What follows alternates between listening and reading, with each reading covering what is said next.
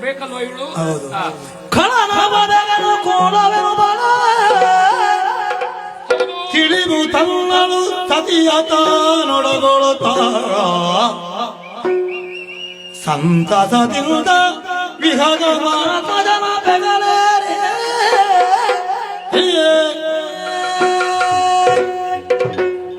ನೀವು ಸಿಳ್ಳೆ ನಿಲ್ಲಿಸದಿದ್ರೆ ನಾನು ಹೋಗ್ತೇನೆ.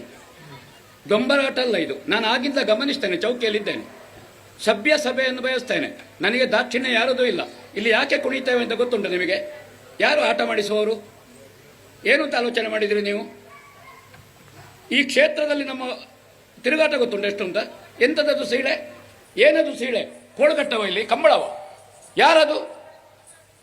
ಏನು ಆಲೋಚನೆ ಮಾಡಿದ್ರಿ ನೀವು? ರೆಕಾರ್ಡ್ ಆಗಿದೆ ಅದು. ನನಗೆ ದಾಕ್ಷಿಣ್ಯ ಇಲ್ಲ. ಯಾರದು ಸೀಳಾಕಿದವ? ಆಗದಿದ್ರೆ ಹೋಗು ಬನ್ಸದಿಂದು.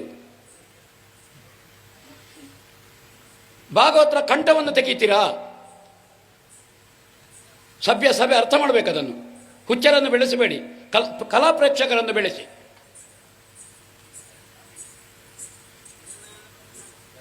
ಒಂದು ಕಲೆ ಸೇವೆ ನಡೀತಾ ಇರುವುದು ಇಲ್ಲಿ ಬಂದು. ನಾವು ಕೆಲಸ ಇಲ್ಲದಕ್ಕೆ ಕುಣಿಯುವುದಲ್ಲ, ಬೆವರು ತಿಳಿಸುವುದಲ್ಲ ಇಲ್ಲಿ, ಆಯ್ತಾ? ಅಷ್ಟು ಅರ್ಥ ಮಾಡಿ. ಅವಾಗ ವಿಸಿಲು ಕೊಟ್ಟವರು ಯಾರು?